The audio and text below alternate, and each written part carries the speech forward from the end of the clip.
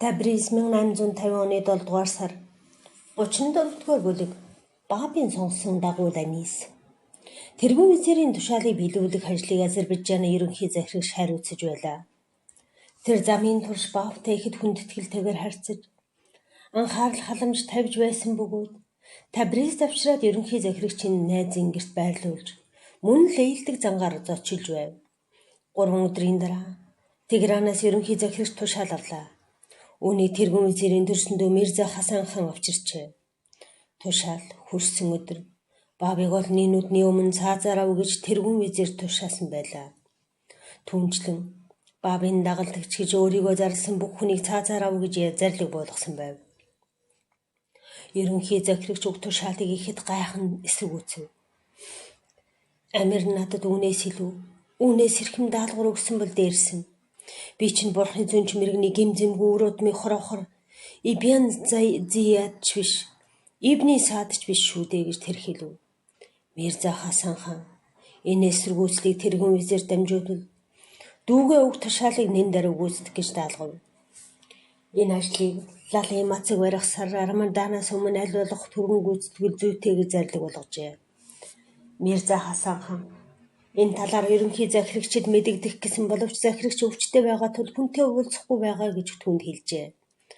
Бааб Сейд Хусын хоёрыг байнга байрнаас нь цэргийн хуаран шилжүүл гэж Мирза Хасан хаан тушаажээ. Мухаммедийн удмын хүн болохыг илтгэх төр баамалгай. Бүсийг нь Баабаас хураан авч цэргийн хуаран байдаг цайз руу явган авч явлаа. Баабыг хуаран руу авч явахыг харах гэж олон хүмүүс гудамж салбайгаар дүүрсэн бөгөөд хотод эмх самбраагүй байдал үүсэв. Цэргүүд хоёр хоригдлыг манан Табризийн хуаранд авчиртал нэг залуу Баабын хөлийн өмнө сөхрөн унав. Тэр ядруу царайтай, өс толгойн ширэлдсэн хөл нүдхэн залуу байлаа. Тэрээр Баабын хувцсны хормоноос дуураад эзэн минь та намайг өөрөөсөө бүх холдуулаач. Таны хаа явсан газар дагахыг зөвшөөрөөч гэж хэлсэн. Мухаммед Али бос чи надтай хамт байна гэдгээ итгэлтэй бай. Маргааш чи бурхнаас заяасан хувь тавилан үзэх гэрч нь болно хэмээн альтлаа.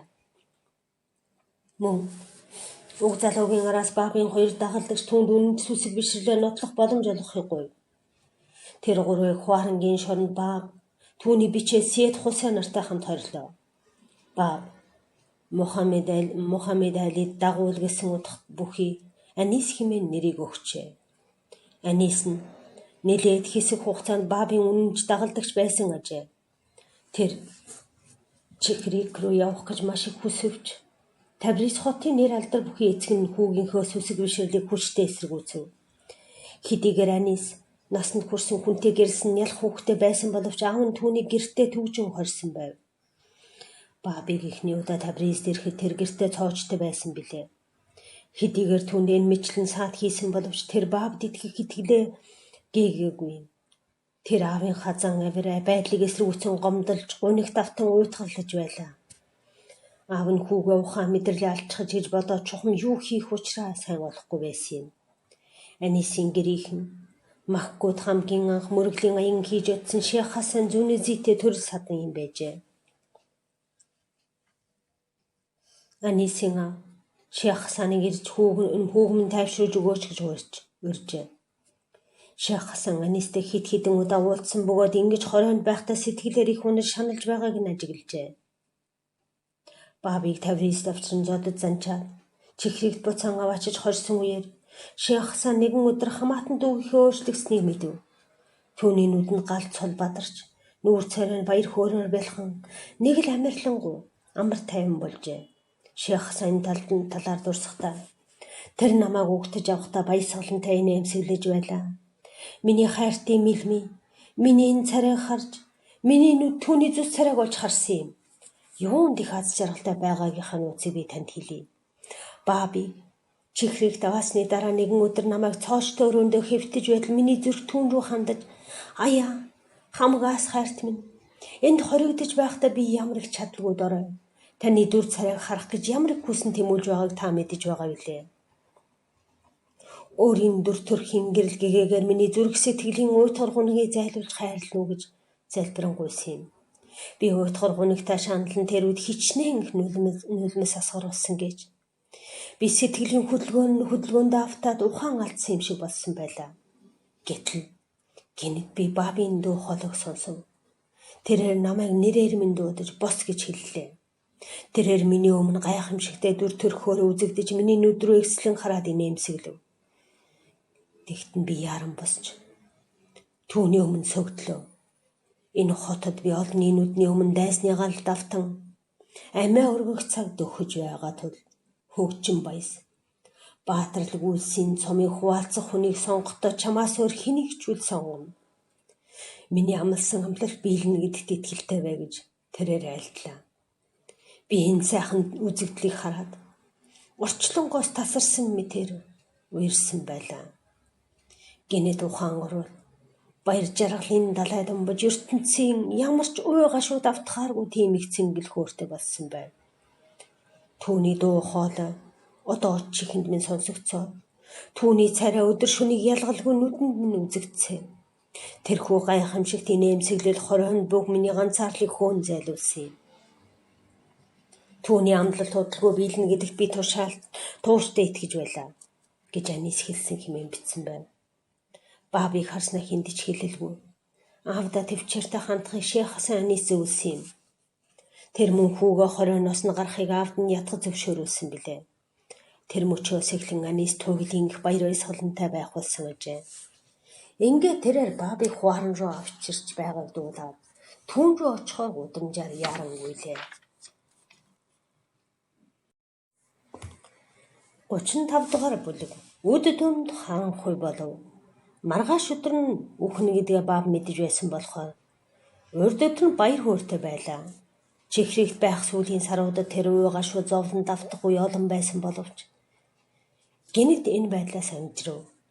Анд нөхтөн түүний ийм их баяр хөөртэй байсныг өмнө огт үзээгүй лээ. Тэрээр нөхдүүдээ тайвшруулн сэтгэл санаагаар нь дэмжиж байв. Маргааш би амнасаа алдах болно. Та нарын нэгэн санаа шулуудан миний амьдралыг одоо дуусгаж өгнө үү? Дайсныхаа гарт амиа алдснаас нөхдийнхөө гарт өрөвдөхийг би эрхэмлэнэ гэж тэрээр айлдав. Үүнийг сонсон нөхд нь бүгд уйлж Анисаас бусдын түүний хүслийг биелүүлэхээс татгалзлаа. Анис Бабыг хэлсэн болгоныг хийхэд бэлэн гэж хэлв. Бусд нь энэ байдалд нь гайхаж инхээ болиоч гэж түүнээс гуйжээ.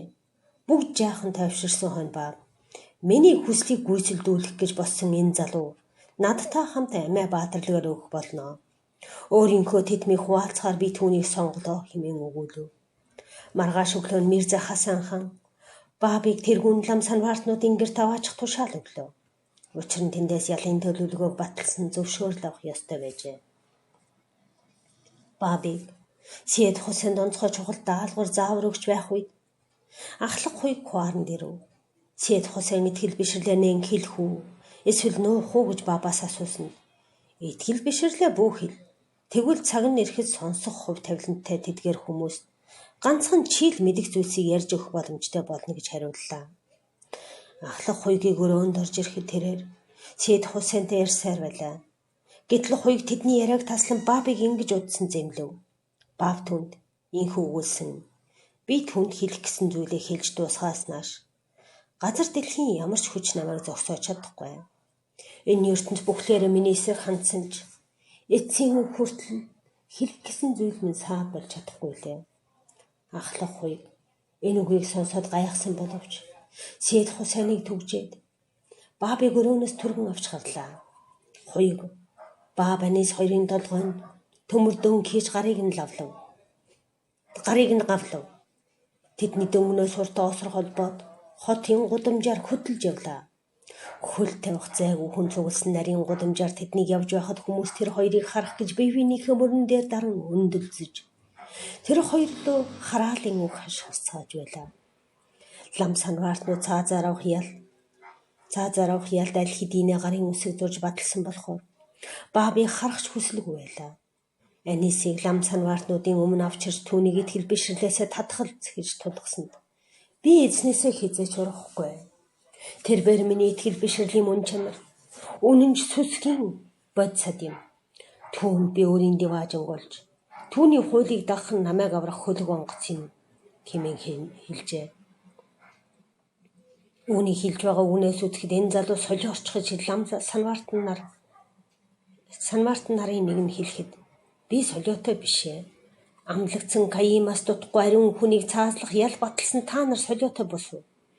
Энэ шүтгийг хүлээн авч өөрийн цусыг түүний замналд урсгаж буй хүн молгоо нэгэн бус хэмээн хариуллаа.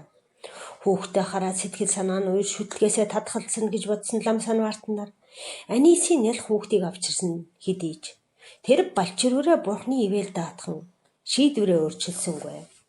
Тэдний хуарангийн талбайд буцаан авчрахад Армен цэргийн хорооны давхуранда Симхан ял гүйцэтгэхээр ирсэн байлаа. Баабыг түүний мэдэл шилжүүлж Анисийг Сид Хусейны өрөөнд оруулсан ч тэрээр Баавтай үлдэхийг хүсэж байна гэж уйлан гуйжээ. Тэгсэн түүнийг ч бас шүтлгээсээ татгалзахгүй цаазаар авна гэж Симханы мэдэлдэг. Симханы санаа сэтгэл нэг тавгүй байлаа. Учир нь Баабын ярьж хэлсэн зүйлд сэтгэлийг нь ихэд хөдлөсөн тул түүнийг цаазалбал бурханд алдас болно хэмээн айж байв. Тэр Бааб дээр очив. Би Христос шашинтан бөгөөд таны эсрэг муу юм үйлдмээргүй байна.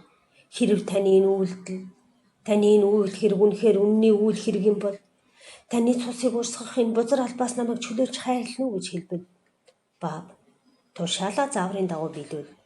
Хүсэлтэн чин үнэн болбоос бурхан сэтгэлийг чинь түгшээж буй зүйлээс чөлөөлөх болно хэмээн түүнийг тайвшрууллаа. Симхан уруу царайж тушаалыг биелүүлэхээр явлаа. Ханнаас бэхэлсэн олсоор Бааб Анис хоёрыг хамтад гүлсэн байлаа. Тэр хоёрыг олсоор холбохдоо Анисийн хүснээр толгойг нь Баабын цээж нь налсан байхаар үйжээ. Симханы хорооны 750 зэрэг 3 игнэ болон нэгнийхээ ард жагссан байлаа. Табризийн урсан суугчид түүнийг цаазаар хэрхэн авахыг үзэхээр олноороо цугларч ойр хавийн байшингуудын дээвэр дээр хүртэл шахацалтан сууцгааж байлаа. Цэргүүд игнээгээрээ дараалан гал нээлээ. Бууны утаа ойр хавийг харанхуйлан Бааб Анис хоёр харагдахаа боллоо. Утаа замхран арилахад цаазын тавцан дээр Бааб байсангүй. Харин түүний шав огт тайсан шинжгүй цагаан цамцны бууны утаанд ер хэртэйгүй нэмсэглэн зогсож байлаа. 750 бууны бууцан гал тэднийг огт бэртээгээгүй. Зөвхөн хүлээсийг нь тас хэрцсэн байлаа. Үүнийг харсан хүмүүс гайхан дуу алдлаа. Цэргүүд Баабыг хайж гүйлдэн энэ тэн дээрж бужигнав. Гэтэл Бааб урд орон хоногсон нөгөө рөөндөө Сид Хусейнтай хүүрэн суулаа. Түүний биеийн болон хувцсан 750 сумны нэгэнч орсон шинжүүрээсээ байсангүй. Инхүү тэрээр тасалдсан яриагаа дуусгаж байлаа. Бааб Сид Хусейнд хэлэх гэсэн үгээ дуусгаад хуйг тандан. Би Сид Хусейнд хэлэх ёстой зүйлээ хэллээ. Одоо та хүснээ хийж болно гэж айж сандарсан хуйгт хэлв. Хуйг туйл хийхээр айж ухаан жолоогүй зүгтэн албан тушаалаасаа татгалцсан гэдэг. Симхан ч мөн нэгэн адил цэргүүдээ хуарангаас явахыг тушаагаад алан ч гэсэн хоёр дахь удаа Бааб руу буу шаагааж гал нээхгүй гэж мэдгэжээ. Тэнд арменчуудын хороог орлох Сири хороог авчирлаа. Тэр хороо Баабыг ихний удаа Табризэд ирэхэд хамгаалж байсан юм. Анисийн хамт нөгөө газараа дахин хүлв. Өөрийг нь цааслуулахыг үзгээр ирсэн олон түмэнд хандаж цөвүүн үеийнхэн хэрв та бүхэн надад итгэж байсан бол өөртөөс чинь дээд зиндаан залрах энэ залуугийн жишээг дагаж үйл хэргийн минь төлөө амнаасаа чин хүслээрээ зориулах байсан бизээ. Та нар намайг таниж мэдэх өдөр гарцаагүй юм. Хэрв тэр өдөр би та нартай хамт байхгүй байх хэмээн Бааб айлдав. Харин тэр өдөр би та нартай хамт байхгүй гэж Бааб хэлв. Ингээд гал нээлээ. Энэ үед хүчтэй салхи босч хотыг бүрхв. Салхи нь боссон шороо маш шигүү байсан учраас нарны гэрлийг халахж хүмүүсийн нүдэнд юу ч үзэхгүй болсон байлаа. Хүчтэй шуурга хүмүүсийн толгой дээгүүр эсгэрч сонин хачин харанхуй манан үдээс хойш хүртэл арилсангүй. Бааб Анис хоёрын биеийг 750 сум сийчиж тэдний биеийг хооронд нь салахын аргагүй болгон нийлүүлж оргисон хэдий Баабын нүүр царай нэгж сумд өртөөгүй амар амгалан харагдаж байсан юм. Төгсгөл шүн болоход цэргүүд Бааб Анис хоёрын цогцыг Табриз хотын гудамжаар ширэн гулдарсаар хотын гадна орших жалганд аваач хайлаа. Галын шашны номлоо бурхны элчийн цогцыг зэрлэг амьтад иддэггүй гэж үздэг байв. Зэрлэг ноход Баабын цогцыг идэж түүнд итгэх хүмүүсийн итгэл тэгвэл арилах болно гэж лам санваартнууд тоосоолж байлаа. Баавчууд тэдний цогцыг оршуулахаар авах гэж оролдох нь лавтай гэж мэдээд 4 салаа зэргээр ээлжлүүлэн мануулахаар харуул гарсан байлаа. Маргааш оройн Хажи Сулейман хаан гэдэг Баабын нэртэй нэгэн сүсгтэн Табриз иржээ. Тэр Персийн нэр хүндтэй хүн байсан болохоор Баабын амийг аврахаар ирсэн боловч хитрхи оройтсан байлаа. Тэр бүх юм оройтсныг сонсоод өөрийн найз Табриз хотын даргын шууд очиж цогцос манаж байгаа цэргүүдийг гиндүүлэн довтолж тэдний цогцыг авъя гэж өөрийн төлөвлөгөөгөө хэлжээ. Гэтэл хотын дарга өөрт нь арай дээр санал байна гэж Хажи Сулейман хаанд хэлв. Хотын даргын онцгой чухал даалгаврыг хідэнтэй биелүүлж байсан Хажи Алаа Яартай уулзаж төлөвлөгөөгөө боловсруулсан байна. Хажи Алаа Яар галзуу солиотой хүний дүрээс жүжиглэн харуулуудын анхаарлыг сарниулж байгаад шуудын захад хэвтэж байсан тэдний цогцыг авч чаджээ. Маргааш өглөө нь харуулууд цогцуудыг шүн зэрлэг ноход идэжээ гэж мэдээллээ. Хажи Алаа Яарт тус хосныхон төлөө мөнгө төлөх гэтэл тэрээр татгалзаад аваагүй лээ. Тэр цогцуудыг Сулейман хаанд өгч Сулейман хаан тэдний цогцыг Милан хотонд Баабын нэгэн дагалдагчийн эзэмшдэг торгоны үйлдвэр рүү аваачиж нуулгасан юм. Цаазлснаас хойш 3 хоногийн дараа цогцуудыг авсанд хийж бит хүмжлээд найдвартай нууц газар хадгалав. Бах хавлаа тэдний шарлыг тэгэр амар нууцаар авчрах ажлыг зохион байгуулсан юм. Шарлыг бараг 50 жилийн турш хотоор дамжин хотын ойролцоог хэд хэдэн газар шилжүүлэн найдвартай хадгалж байлаа. Бах хавлагийн хүү түүний сонгосон залгамжлагч Абдул-Баха Бахачуудад хэлсний дагуу 1898 онд шарлыг Эсбахан Керменшах Багдад, Дамаск, Бейрутээр дамжуулан ариун газар руу нууцаар авчирчээ. Шарлыг 1899 оны 1-р сарын 31 Шоронгийн хот Акаар усан хонгосоор хүргэж ирэв. Бах хавлаа таалалд өгсгөөс 2 жилийн өмнө буюу 1890 онд Абдул-Баха Бааб Анис 2-ын цогцыг Кармел уулын аль хэсэгт оршуулахыг тодорхой зааж өгсөн ажээ. Энэ нь Хайфагийн болон Сүндэрлэг уулын нурууны төв хэсэгт орших чулуурхаг толгод байв. Үүнээс хойш 10 жилийн дараа Абдул-Баха Бах хавлагын зааврыг биелүүлж эхэлсэн юм. Тэр үе шарлыг Акад нууцлан хадгалж байсан ба Абдул-Баха Кармел ууланд газар худалдан авч бунхан барих газар руу зам тавиулсан юм.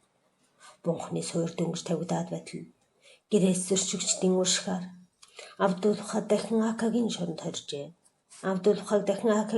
хоржээ. Түүнийг хоригдож байх үед барилгын ажил зогсолтгүй явагдаж шарлыг нь хадгалах тохиромжтой энгийн чулуун барилга баригдаж дууслаа. 1908 он Абдул-Баха шоронгоос сулжээ. Тэр 1990 он 3 дугаар сарын 21-нд өөрийн биеэр ариун шарлыг байшингийн доорх зойронд бэлдсэн гантхэн авсан дотор шилжүүлэн байрлуулсан юм. 40 жилийн дараа буюу Дэлхийн 2 дугаар дайны дараа Бах хавлагийн ачхүү Баха шүтлгийн асрын тэтгэж Шоги Эфенди Баабын бунхан зориулж гайхамшигт барилга бариулах ажлаа эхэллээ. Дэлхийд даяар бүх бахаачид үн зориулан хандив өргөж 1953 онд уг гоёмсог цагаан гантхэн барилга баригдаж дууслаа. Одоо Баабын бунхан бол гэрлэгээ засарсан ариун тансаг байдал, хүч чадал ноёлсон сэтгэл алдрам гоо үзэмжид газруулжээ. Энэ бунхан алтан хоройтой бөгөөд Хайфагийн болонгийн харалта Ака багч руу харсан үзэгсэн тансаг цэцэрлэгийн дунд сүндэрлэнэ. Өдрийн цагаар бунхны алтлаг орой нарны гэрэлгээл болон цацарч був. Тэнгисийн хаанаас ч тод харах боломжтой бол шөнийн харанхуйд амьдралын үсгүүдийн дурсгал хийсэн 18 том цонхоор гэрэл талд тийш нь цацарч бунхан бүхэлдээ эрдэнийн чулуу мэтэргэлзэн харагдана. Бах хавлагийн залран эрхийг тунхаглахын тулд өөрийн амиа зориулан золиослсон Баабын амьдрал сөгдөн ариун бунханд мөргөл үлдэхээр ирэх дэлхийн бахаачуудын тоо өдрөөс өдөрт нэмэгцээр байна. Бааб өөрийн сургаалыг тунхагласнаас хойш 140 гаруй жил өнгөрчээ. Тэр үед их хорн нэгт мянган хүмүүс Баабд итгэсэн шүтлгээсээ татгалзахын оронд үхэл цовлон баяр хөөртэйгээр сонгон авч байсан билээ. Өөрийгөө тунхагласан Ширасын тэр байшингийн түүний энэ ертөнцид авчирсан гэрлэгийг унтраахын тулд газар шороотой тэгшилсэн юм. Гэвч Баабын сургаал дэлхий даяар тархан тэрхүү гэрлэгийг бадамлан жилээс жилд улам хүчтэй асах боллоо. Тэв арал бүхэнд Бааб Бахаула нарын сургаал түгнэн дэлгэрч өвнийг сонссон хүмүүсийн зүрх сэтгэлийн хамгийн эрхэндээ хүсэл мөрөөдөл нь шинжлэгдэж хүн төрлөختний гэрэлт ирээдүйд баяр жаргал инх тайван байдал тогтно гэдэгт эргэлзээгүй итгэж байлаа.